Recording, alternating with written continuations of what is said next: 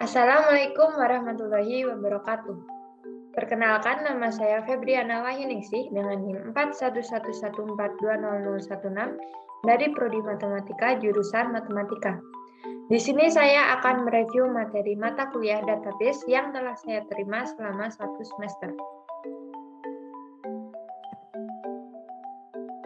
Materi yang akan saya review kali ini ada 4 subbab atau 4 submateri, yaitu yang pertama terdapat konsep basis data, tujuan, pengembangan, dan keuntungan basis data. Yang kedua, terdapat batasan aturan basis data dan model data entity relationship. Yang ketiga, terdapat SQL programming meliputi tipe data, operator, DL, DML, filtering, function, serta subqueries. Yang keempat, yaitu ada Advanced SQL Programming, meliputi constraint, join, union, index, truncated table, views, having, transactions, wildcard, date function, temporary tables, clone table, subqueries, dan yang terakhir adalah handling duplicates.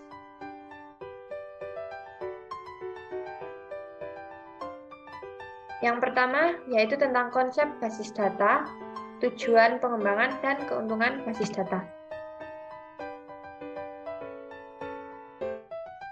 Konsep basis data. Data dapat didefinisikan sebagai bahan keterangan tentang kejadian-kejadian nyata atau fakta yang dirumuskan dalam sekelompok lambang tertentu yang tidak acak, yang menunjukkan jumlah, tindakan, atau hal. Informasi merupakan hasil pengolahan data sehingga menjadi bentuk yang penting bagi penerimanya dan mempunyai kegunaan sebagai dasar dalam pengambilan keputusan yang dapat dirasakan akibatnya secara langsung maupun tak langsung. Sistem informasi merupakan sekumpulan subsistem yang saling terhubung dan bekerja sama dalam pengolahan data. Database sendiri merupakan kumpulan data yang saling terkait yang disusun agar mudah diakses. Basis data menjadi bagian yang penting dalam sebuah sistem informasi. Nah, contoh dari database sendiri ini, contohnya seperti card wallet, filing cabinet, brainware, dan masih banyak lagi.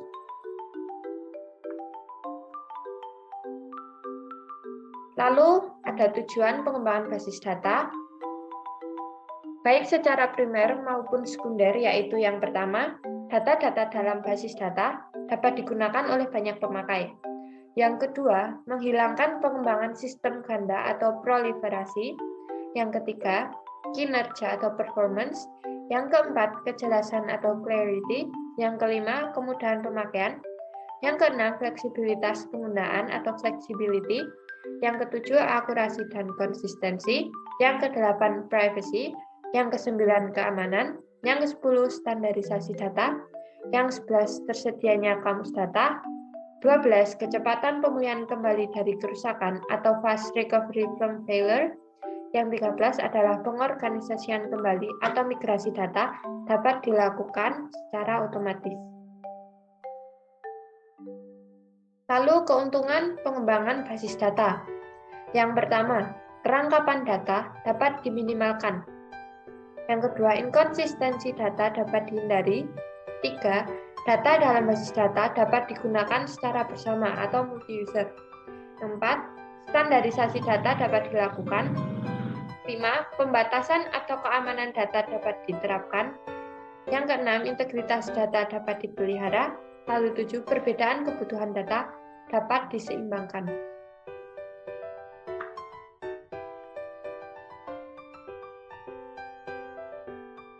Yang kedua yaitu batasan aturan basis data dan model data entity relationship.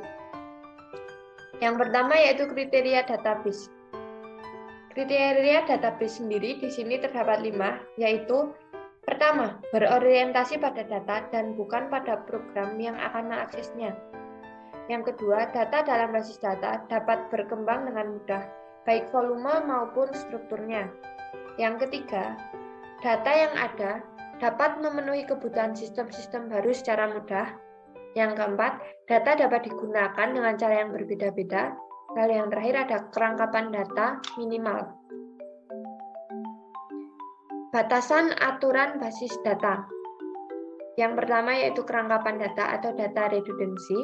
Yang kedua inkonsistensi data atau data inkonsistensi. Yang ketiga data terisolasi atau data isolation. Yang keempat keamanan data atau data security. Yang kelima integritas data atau data integrity. Kerangkapan data. Kerangkapan data dapat diatasi dengan membuat tabel baru yang berisi data yang sebelumnya terjadi kerangkapan. Inkonsistensi data dapat terjadi disebabkan oleh proses pemasukan data atau proses pembaruan data yang tidak benar, serta pengendalian sistem yang tidak baik atau tidak terkontrol. Hal ini atau inkonsistensi data ini dapat diatasi dengan membuat tabel berisi data baru yang benar. Data terisolasi dapat terjadi karena tidak adanya kemungkinan untuk menghubungkan antar data dalam file, serta tidak adanya standarisasi data berkaitan dengan domain atau format data meliputi tipe dan ukuran data. Data terisolasi dapat diatasi dengan cara menambahkan file baru bertipe transaksi yang berfungsi sebagai penghubung antar data dalam file-file yang telah ada, menambahkan kolom yang berfungsi sebagai penghubung dengan file-file lain yang telah ada, serta menyesuaikan domain kolom yang berfungsi sebagai penghubung.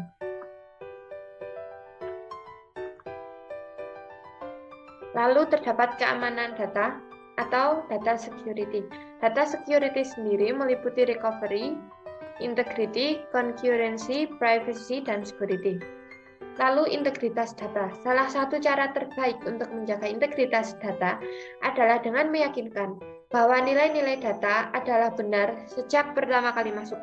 Hal ini dapat dilakukan dengan cara men-set secara seksama prosedur penangkapan data atau data capture, serta membuat modul dalam program aplikasi untuk mengecek validitas nilai data pada saat dimasukkan ke dalam mesin data atau data entry.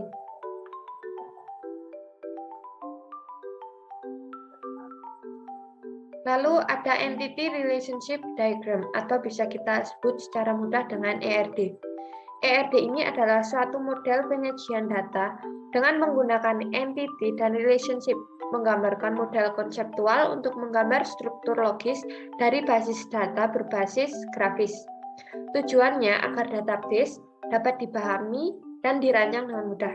Digunakan sebagai perangkat untuk berkomunikasi antara pengembang database dengan pengguna.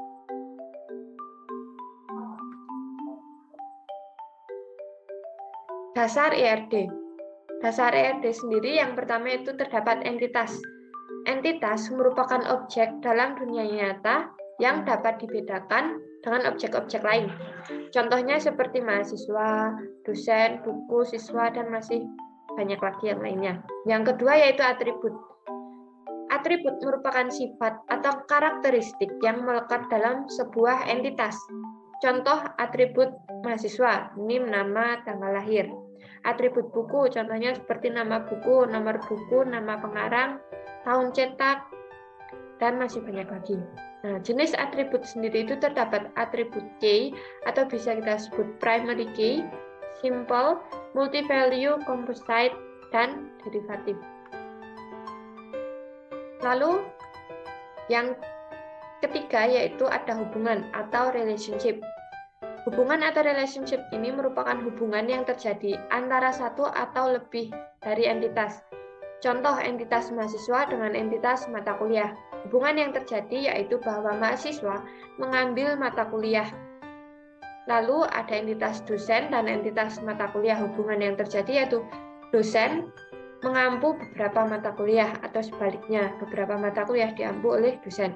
Nah, simbol dalam ERD sendiri yaitu yang pertama ini menyatakan simbol satu hubungan atau kardinalitasnya satu. Nah, yang kedua, simbol ini menyatakan banyak, many. Nah, cardinality atau kardinalitas. Kardinalitas menyatakan batas maksimal hubungan antar entitas. Yang pertama itu one-to-one, maka simbolnya kedua-duanya adalah seperti yang sebelumnya, yaitu menggunakan simbol yang pertama. Itu contoh one tuan adalah suami, satu suami memiliki satu istri. Dan sebaliknya satu istri hanya memiliki satu suami. One to many, contohnya satu mahasiswa berkemungkinan memiliki lebih dari satu nomor HP. Begitupun sebaliknya, 2 atau lebih nomor HP bisa jadi dimiliki oleh satu mahasiswa. Lalu yang ketiga ada many to one, contohnya beberapa orang menaiki satu mobil. Dalam satu mobil berkemungkinan dinaiki oleh beberapa orang. Lalu ada many to many, contoh beberapa mahasiswa mengambil beberapa mata kuliah. Nah, ini adalah contoh ERD. Calon pegawai, perusahaan, pegawai, divisi, program kerja, dan produk ini merupakan contoh entitas. Nah, dari satu entitas ke entitas yang lain, dia biasanya memiliki suatu hubungan atau relationship. Di sini entitas calon pegawai dan entitas perusahaan, dia memiliki hubungan bahwa calon pegawai melamar dalam sebuah perusahaan, di mana kardinalitasnya adalah many to one. Beberapa calon pegawai melamar dalam suatu perusahaan. Bisa jadi dalam satu perusahaan, artinya dia bisa menerima beberapa atau banyak calon pegawai. Nah, dalam setiap entitas itu dia memiliki atribut. Contoh entitas calon pegawai di sini dia memiliki atribut nik, jenis kelamin, nama, tanggal lahir, foto, nomor telepon, jenjang pendidikan, dan alamat. Nik yang digarisbawahi ini merupakan atribut kunci atau primary key, di mana setiap satu calon pegawai dia akan memiliki nik yang pastinya berbeda dengan calon pegawai lain. Artinya tidak akan ada kesamaan dari sekian banyaknya calon pegawai. Dan tidak akan ada data yang ganda dari nik ini sendiri. Itulah kenapa nik merupakan primary key, karena dia atribut unik yang pasti berbeda satu dengan yang lain.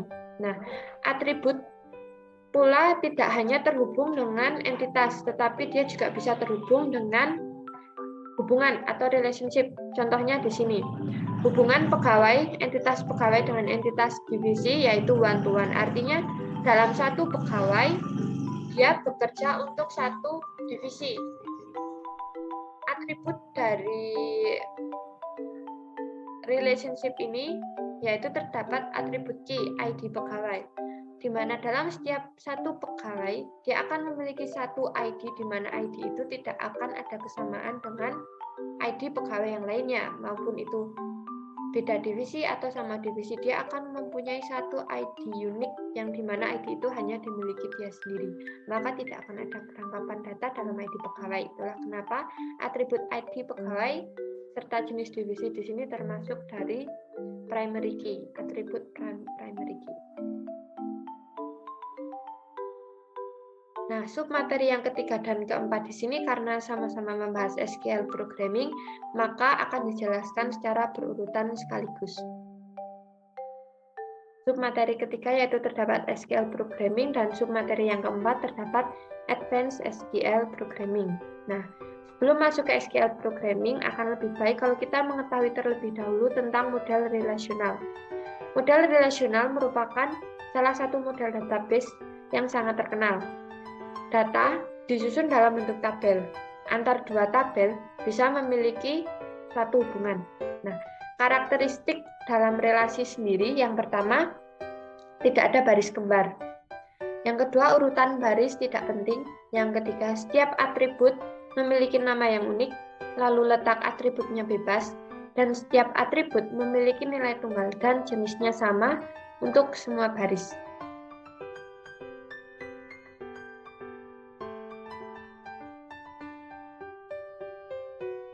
Lalu ada operator relasional. Simbol ini menyatakan sama dengan. Lalu terdapat lebih dari, kurang dari, dan simbol lebih dari lalu sama dengan menyatakan lebih dari atau sama dengan. Simbol kurang dari dilanjutkan dengan sama dengan menyatakan kurang dari atau sama dengan. Lalu simbol kurang dari, lalu lebih dari menyatakan tidak sama dengan. Artinya ketika nanti kita menuliskan dalam MySQL, penulisannya tetap seperti ini, yang menyatakan lebih dari atau sama dengan, kurang dari atau sama dengan, menyatakan tidak sama dengan. Nah, lalu terdapat tipe data. Yang pertama yaitu ada karakter. Karakter sendiri terdapat jenisnya char, di mana teks dengan maksimal 255 karakter. Lalu ada varchar, teks maksimal 255 karakter dan dia bersifat variabel. Lalu ada teks dengan panjang maksimalnya 65.535. Lalu ada bilangan. Tiny int menyatakan bilangan 1 byte, lalu small int itu dia bilangan 2 byte, int atau integer bilangan 4 byte, big int bilangan 8 byte, float bilangan pecahan terdiri dari 4 byte, double atau real menyatakan bilangan pecahan 8 byte, desimal atau numerik artinya dia bilangan pecahan. Nah, lain-lain di sini ada date tanggal, date time waktu yang terdiri dari tanggal dan jam, time itu jam, enum nilai enumerasi yaitu nilai 1, nilai 2 dan seterusnya. Lalu ada boolean tipe benar atau salah. Nah, untuk tipe data sendiri ketika dituliskan dalam MySQL itu urutannya tahun, bulan, baru tanggal. Di sini ada keterangan tambahan, not null itu artinya tidak boleh kosong. Lalu primary key artinya dia kunci primer. Auto increment itu artinya nilai naik secara otomatis tanpa diisi.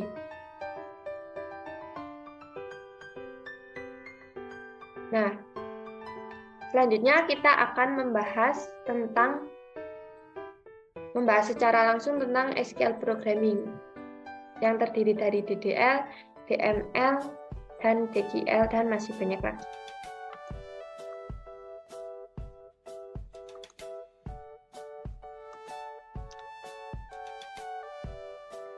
Definition Data Language atau DDL.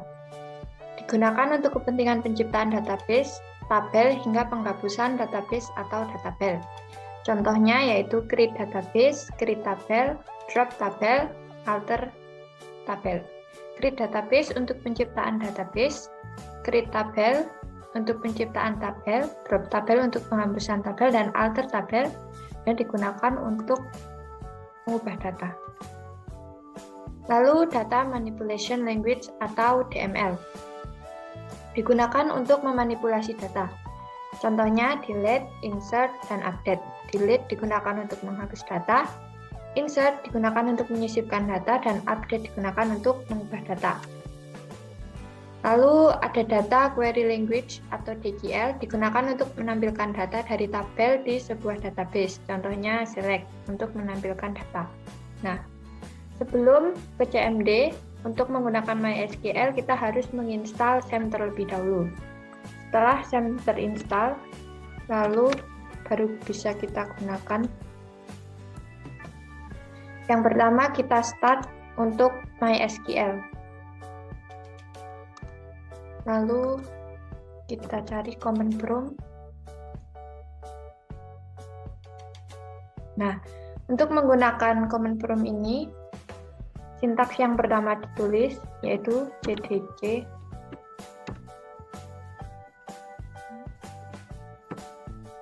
MySQL.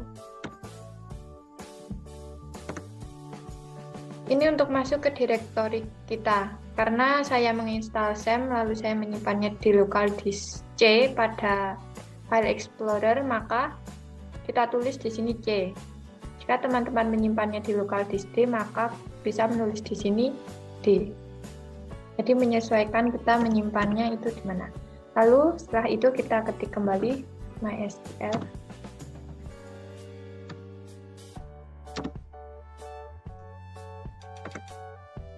Untuk enter password kosongi saja. Nah, yang pertama adalah kita akan melakukan penciptaan database karena data yang saya dapatkan di sini yaitu data bayi yang berumur 1-5 tahun di Desa Kalijoso, maka saya akan meng-create database dengan nama daftar nama bayi. Mengapa menggunakan underscore? Karena spasi di CMD itu sintaksnya adalah underscore. Kita enter. Lalu setelah itu, untuk menggunakan database ini, kita tulis use, lalu nama dari database yang telah kita buat. Daftar nama bayi. Nah, setelah kita menggunakan database daftar nama bayi, barulah kita bisa menciptakan atau membuat sebuah tabel. Di sini saya akan membuat tabel yang saya beri nama tabel balita. Create tabel balita. Nama kita gunakan di sini varchar 40 dengan ukuran 40, not null, primary key. Karena untuk nama balita belum memiliki nick, maka untuk nama saya gunakan sebagai primary key. Lalu ada tanggal lahir,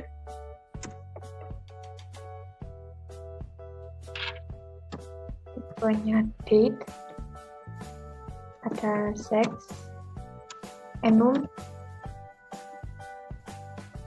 mana saya akan menggunakan perempuan dan laki-laki.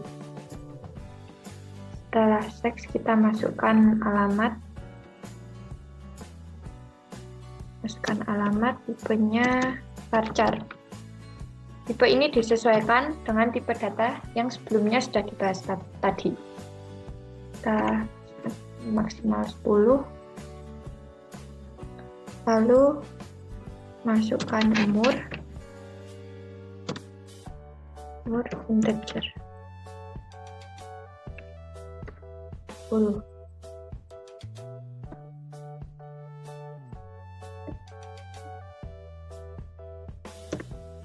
Nah, kita sudah membuat tabel dengan nama balita dan ketentuannya. Isi dari fieldnya yaitu ada field nama, tanggal lahir, seks, alamat, dan umur. Dengan tipe datanya adalah seperti ini.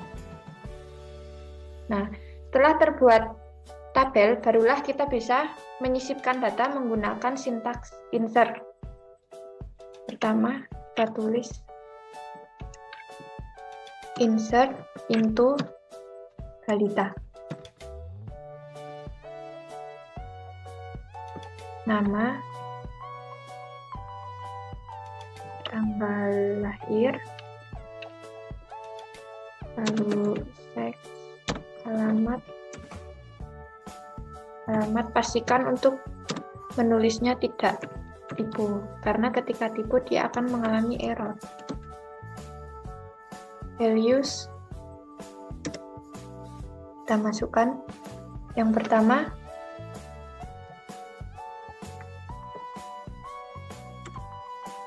jangan lupa untuk memasukkan nama kita menggunakan tanda petik 1.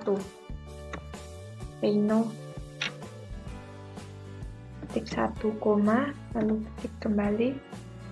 Untuk tanggal lahir, dalam CMD itu urutannya tahun, bulan, lalu tanggal.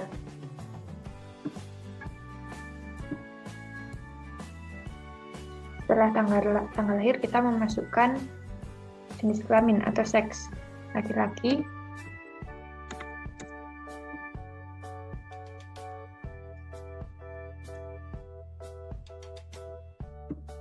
lalu alamat, yang terakhir umur. Kita masukkan terlebih dahulu seluruh data yang akan kita gunakan kali ini. Nah, semua data nama bayi sudah dimasukkan, kurang lebih sebanyak 20 nama bayi. Nah,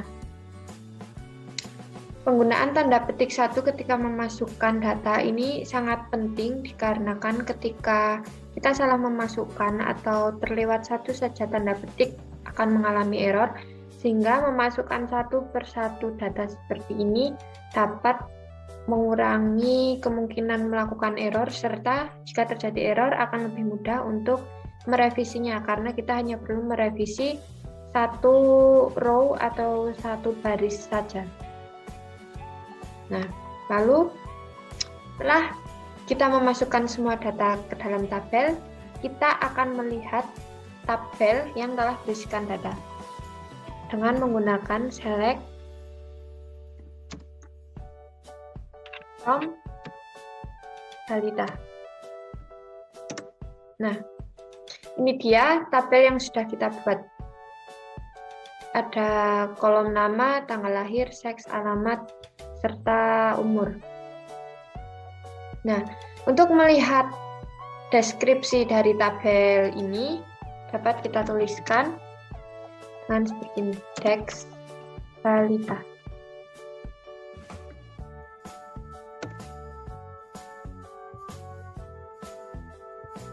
Di field untuk nama, tipenya, lalu not null, primary key, dan lain sebagainya. Ini adalah deskripsi dari tabel yang telah kita buat. Nah, di sini tadi kita memasukkan insert into balita secara lengkap, yaitu ada nama, tanggal lahir, seks, alamat, umur. Semua field terisi. Nah, lalu bagaimana jika kita ingin memasukkan data di mana tidak setiap field itu terisi, semisal hanya terisi nama dan umur? Caranya adalah seperti ini. Insert into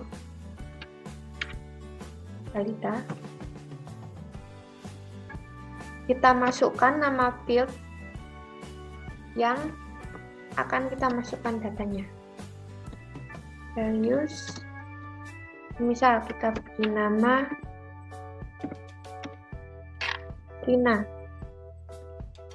dengan umur 4 tahun. Nah, maka data ini akan sudah masuk ke dalam tabel ini. Mari kita lihat lagi.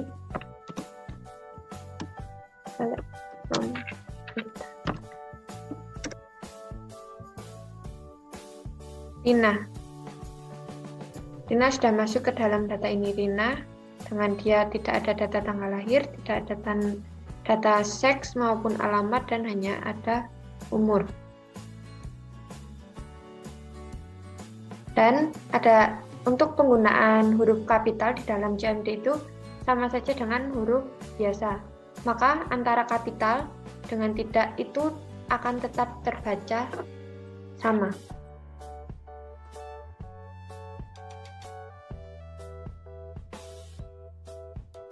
Lalu untuk alter tabel, yaitu mengubah data atau field. Nah, di sini kita akan menggunakan alter tabel.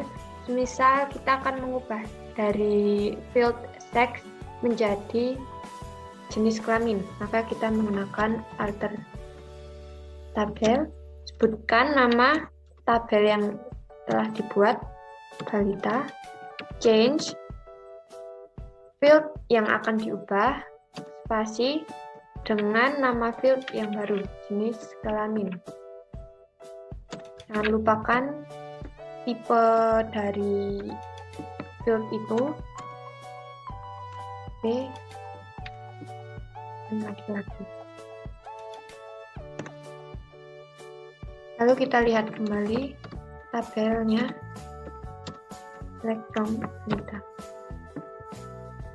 Nah, di sini field yang semula bernama seks telah berubah menjadi jenis kelamin. Lalu untuk alter tabel sendiri, terdapat juga untuk mengganti ukuran field. Misal ketika di teks tadi, varchar dari nama adalah 40. Maka kita bisa mengubah nilai 40 menjadi 30, 20 menggunakan sintaks yang sama. Alter tabel, balita, change, nama, spasi nama, Karena di sini yang akan diubah adalah ukuran fieldnya, maka namanya tetap nama, underscore, nama, spasi nama, lalu kita masukkan tipenya, yaitu varchar dalam kurung 20. Misal kita akan mengubahnya 20.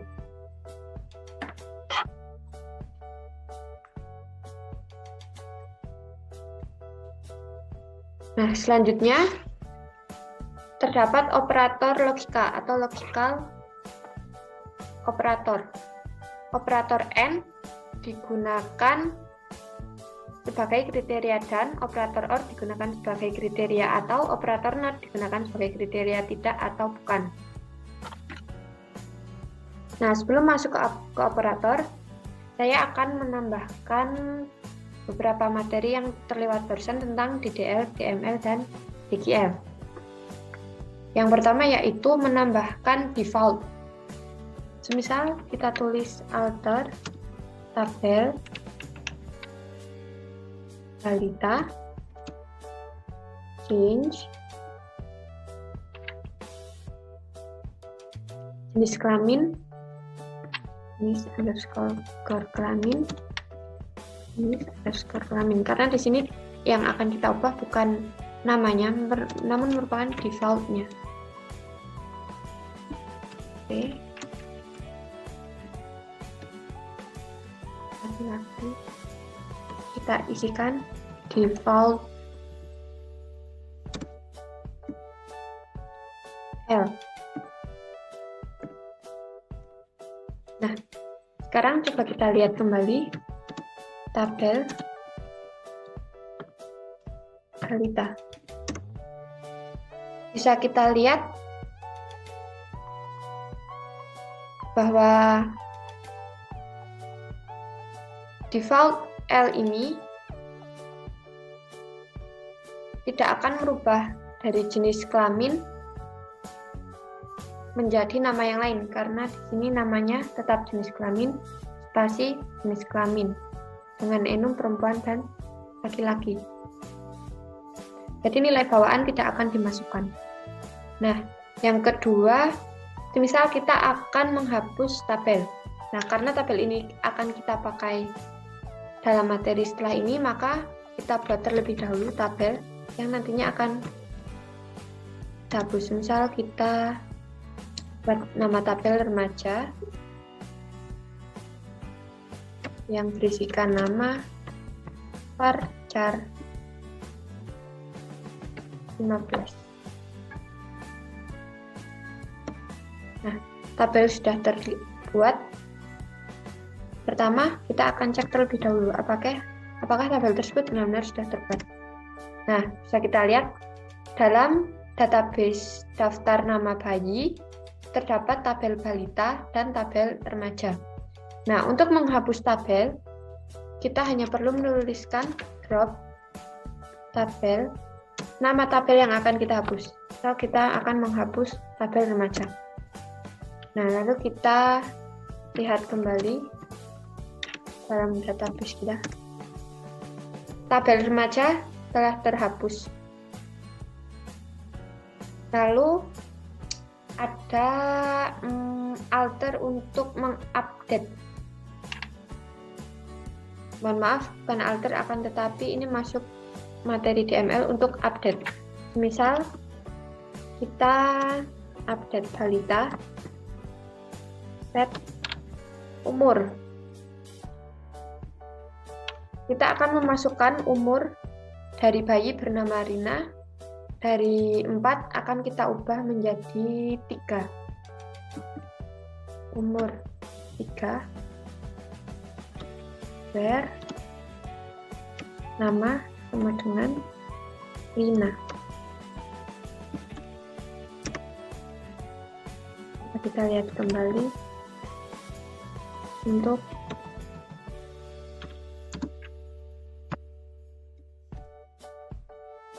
nah, di sini untuk bayi bernama Rina, umurnya telah berubah yang semula 4 tahun menjadi 3 tahun.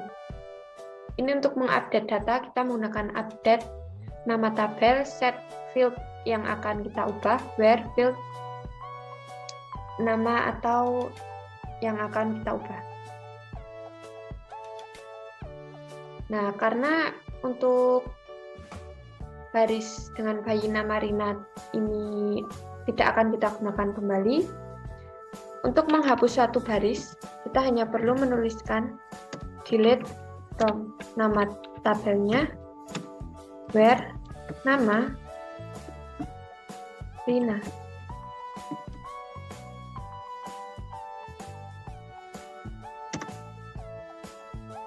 Kita lihat apakah baris nama bayi Rina sudah terhapus. Nah, sudah kembali seperti awal. Bayi dengan baris bayi bernama Rina dengan umur 3 tahun tadi sudah kita hapus.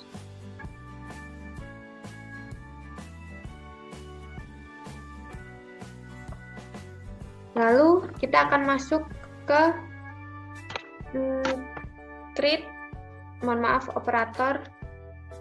operator logika atau logical operator, and, or, dan not. Misal, kita yang pertama akan menggunakan operator logika and. Select nama from balita, where misal tanggal lahir kurang dari sama dengan, kita buat tanggal 2021, tanggal 1 bulan 12 tanggal 1, and tanggal lahir lebih dari sama dengan 2017 tanggal 1 bulan 1. Nah, ini adalah nama-nama dari bayi yang dia lahir di antara tahun 2017 tanggal 1 bulan 1 sampai dengan 2021 bulan 12 tanggal 1. Ini adalah daftar nama bayinya. Lalu untuk operator logika OR, kita akan menggunakan OR. Select nama from balita, where. Kali ini kita akan menggunakan alamat itu, or alamat sama dengan benar.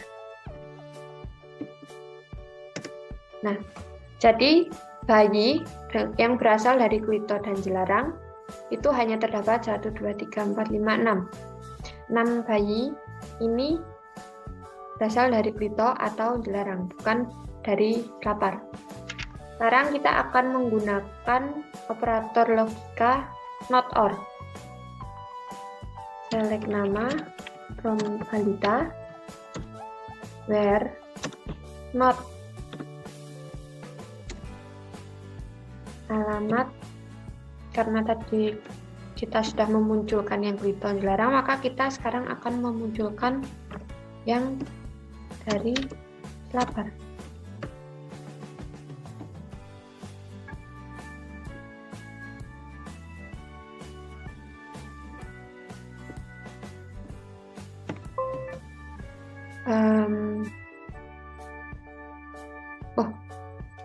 Mohon maaf, di sini kurang tanda sama dengan. Nah, ketika kita salah memasukkan sintaks, akan muncul tanda error seperti ini. Error, you have an error, dan kita akan diberitahu di mana letak kesalahan kita, yaitu pada kata Jelarang sini, yaitu tidak menggunakan sama dengan. Maka akan kita tulis kembali.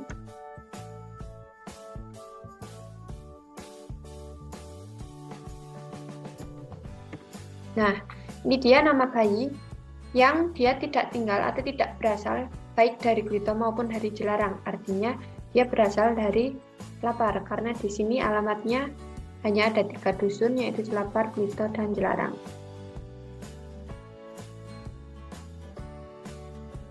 Setelah operator logika, yang selanjutnya ada operator between dan in, not in.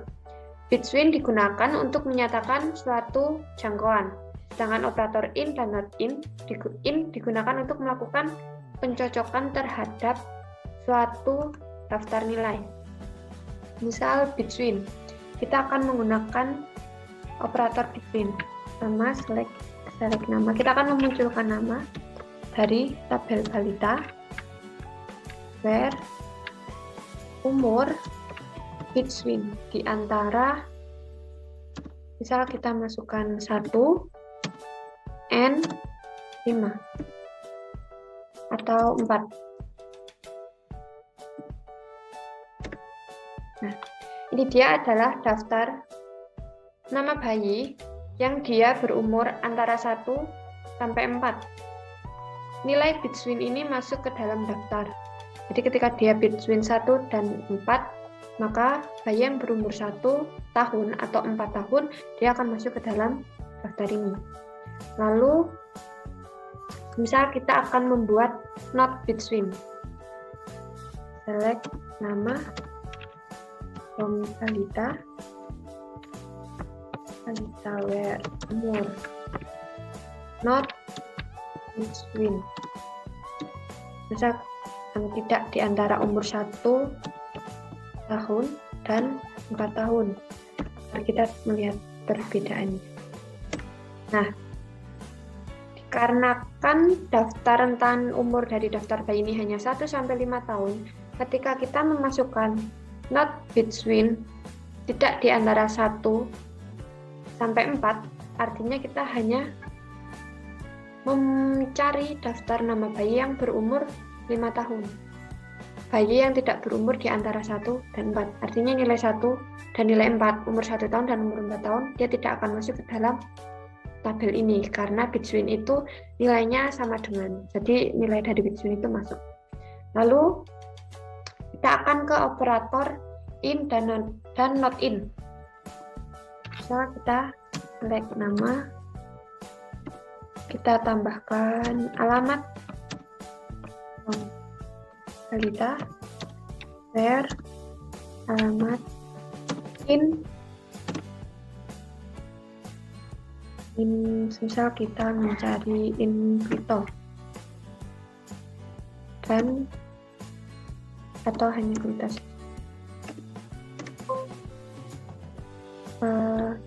Alamat in, oh ya, mohon maaf, untuk menggunakan in, dia harus terdapat list, artinya tidak hanya satu seperti ini, tetapi mohon maaf, ini ada tipe juga di sini. Jadi intinya ketika memasukkan sintaks, kita harus pastikan tulisan kita tidak tipe dan sesuai yang seharusnya.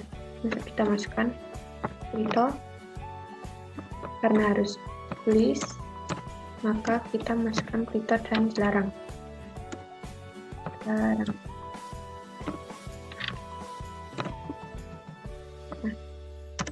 Nah, ini adalah nama bayi yang alamatnya berasal dari Klito dan Jelarang. Bisa dilihat di sini tidak ada alamat selapar masuk di sini. Lalu kita akan menggunakan not in. Select nama, alamat from balita, where alamat not in. Kita akan gunakan kembali Klito dan Jelarang agar terlihat perbedaan antara in dengan not in. Not in. Nah, karena kita menggunakan not in, artinya tidak beralamat di Klito maupun Jelarang. Yang akan muncul di sini adalah nama bayi yang berasal dari dusun Selapar atau dia beralamat di Selapar.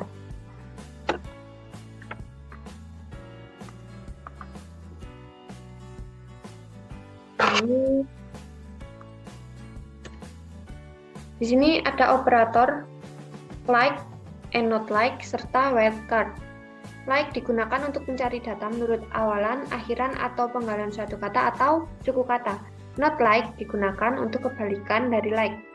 Sedangkan wildcard persen cocok dengan 0, 1, atau sejumlah karakter apa saja.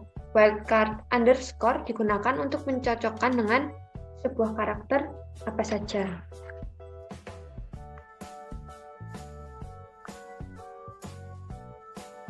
Kita akan menggunakan operator like and not like. Pertama kita akan menggunakan operator like. Select nama from balita, where nama like a persen.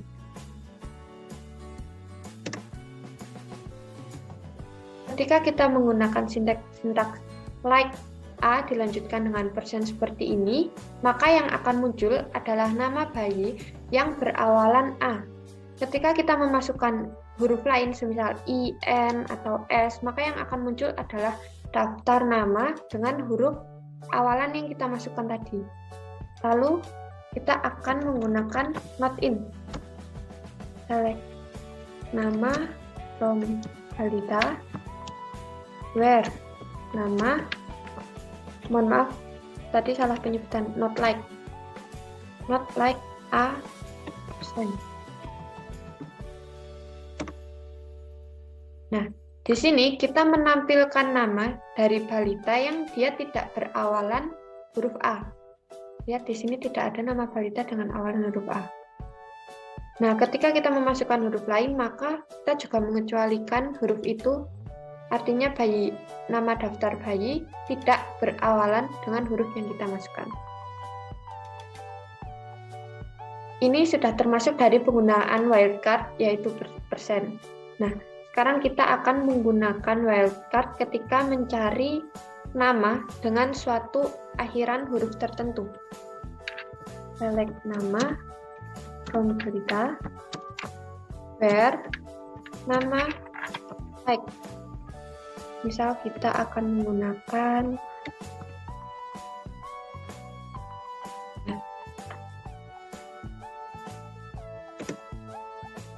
di sini muncul nama bayi dengan akhiran huruf A, semuanya huruf A.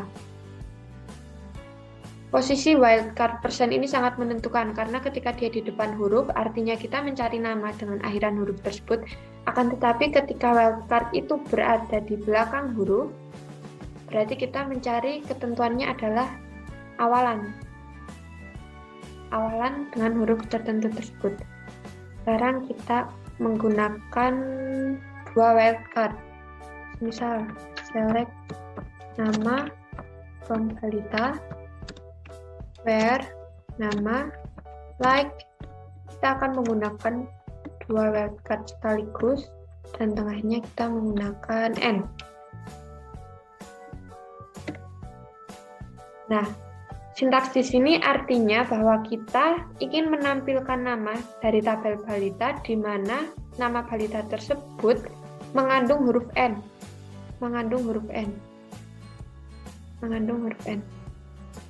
Tiap nama mengandung huruf N.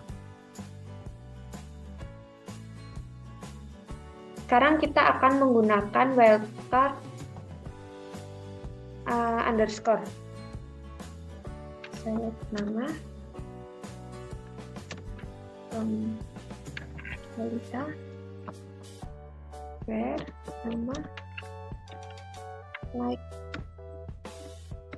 Kita gunakan wildcard persen, lalu A underscore N, kita gunakan kembali persen. Nah, ini.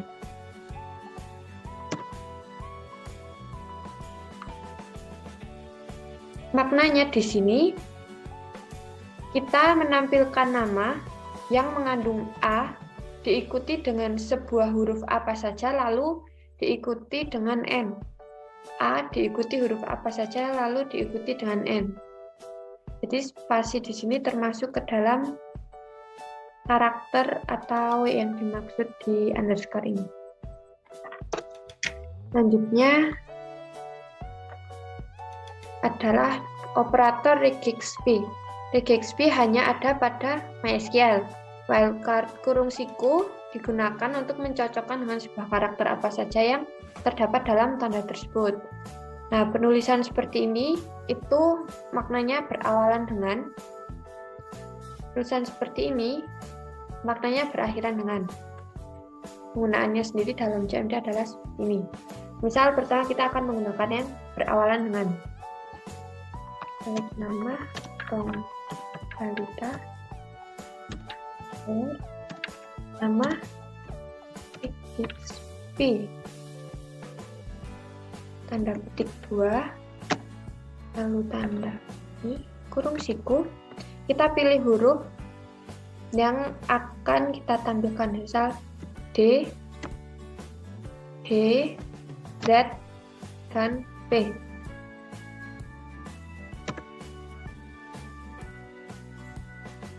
Kita menampilkan nama bayi yang berawalan dengan huruf D, Z, dan V. Di sini ada Devano Arya Putra, Vigo Arfaviano, serta Zafri Pangestu.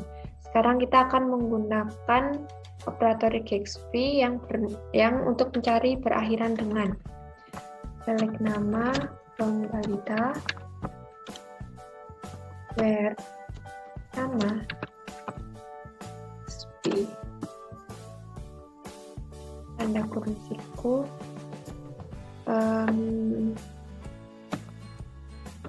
yang berakhiran dengan O, lalu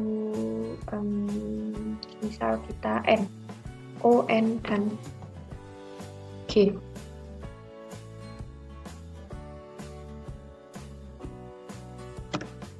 Nah, di sini hanya ada 3 bayi yang namanya berakhiran O, N, atau G. Karena tidak ada nama bayi yang berakhiran G, maka tidak muncul dalam daftar ini. Yang muncul hanya nama bayi yang berakhiran O dengan N, yaitu ada Adik Raihan, Remo, serta Vigo Arfaviano.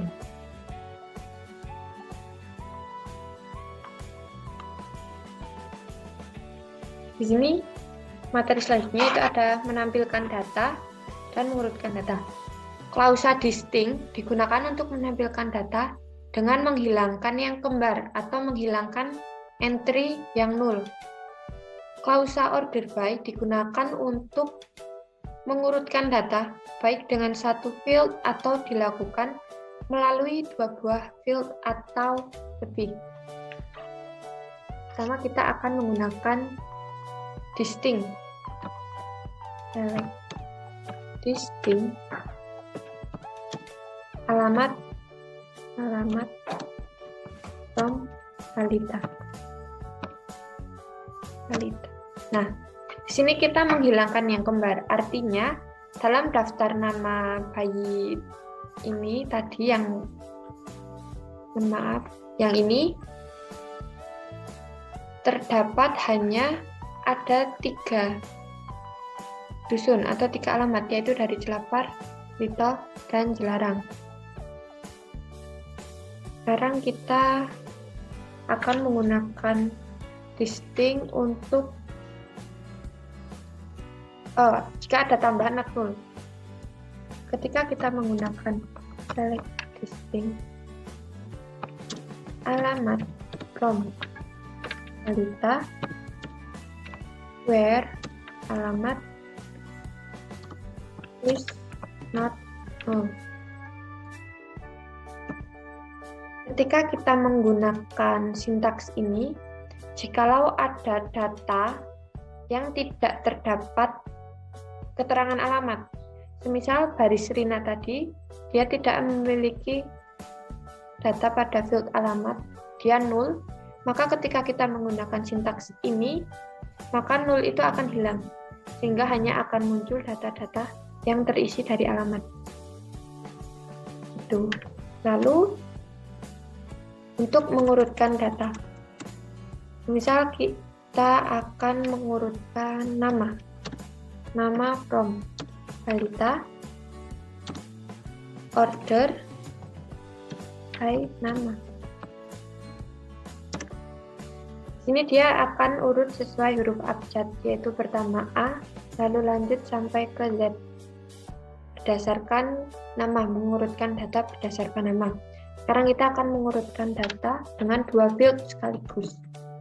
Select nama jenis underscore kelamin from balita order by nama koma jenis kelamin. Nah, karena kita mendahulukan urutan nama baru jenis kelamin, maka yang akan muncul di sini adalah urutan nama terlebih dahulu. Sedangkan jenis kelamin dia akan mengikuti data dari namanya. Akan tetapi ketika kita balik order by jenis kelamin baru nama, maka dia akan nama yang mengikuti dari jenis kelamin. Yang diurutkan pertama kali adalah data jenis kelamin. Sekarang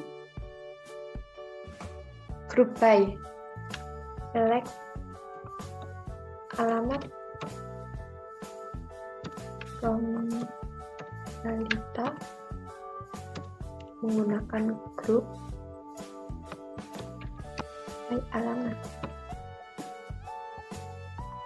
Nah, yang akan muncul sama seperti kita menggunakan select distinct tadi. Ini. Nah, select distinct alamat from balita. Di sini kita juga menampilkan alamat dari tabel balita.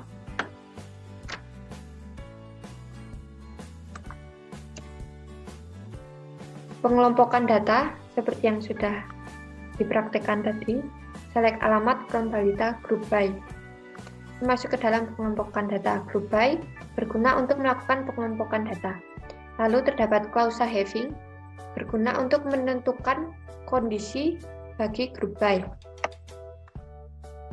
Misal kita select alamat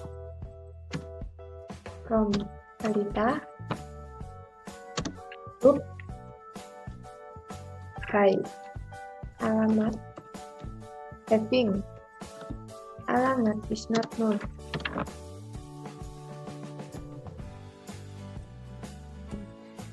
Misal terdapat data di mana alamat kosong, maka ya nulnya tersebut akan hilang, data nol tersebut akan hilang, sehingga akan muncul hanya data yang terisi. Nah, akan tetapi karena daftar tadi semuanya alamatnya terisi, maka tidak terlihat di sini apakah nolnya hilang atau muncul.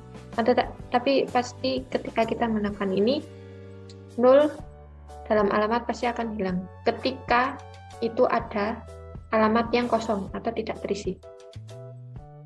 Jadi untuk having, klausa having.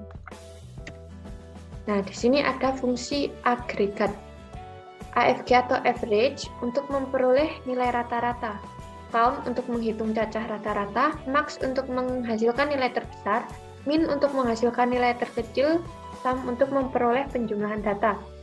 Lalu ada memberi nama field. Gunakan S untuk memberi nama atau alias dari field. Yang pertama kita akan menggunakan fungsi agregat. Select, kita gunakan average untuk umur. Umur from balita. Nah, dari daftar nama balita tersebut ternyata diperoleh rata-rata balita berumur 2,8 tahun atau nyaris mendekati 3 tahun. Selanjutnya kita akan gunakan max umur from balita. Umur paling tua adalah 5 tahun. Lalu bagaimana dengan umur paling muda, min from balita. Umur paling muda adalah 1 tahun. Nah, untuk memberi nama, karena di sini ketika kita menuliskan average umur, fieldnya akan tetap mengikuti average umur, max umur, min umur. Nah, memberi nama field itu dapat mengganti nama ini menjadi sesuai yang kita inginkan.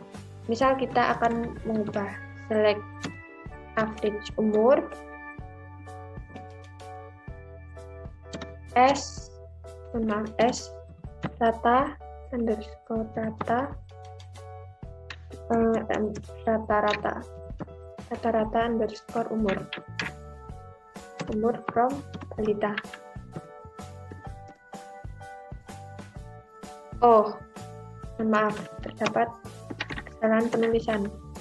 Harusnya ada underscore. Average umur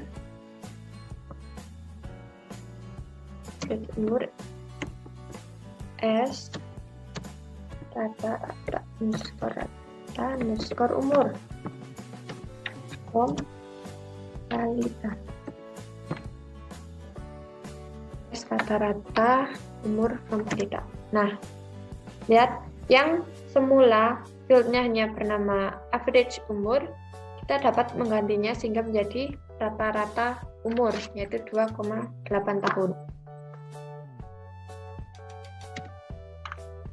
Itu saja yang dapat saya sampaikan mengenai review materi database kali ini. Semoga bermanfaat bagi teman-teman semua. Mohon maaf apabila terdapat salah kata atau ketika menjelaskan kurang jelas. Terima kasih atas perhatiannya. Wassalamualaikum warahmatullahi wabarakatuh.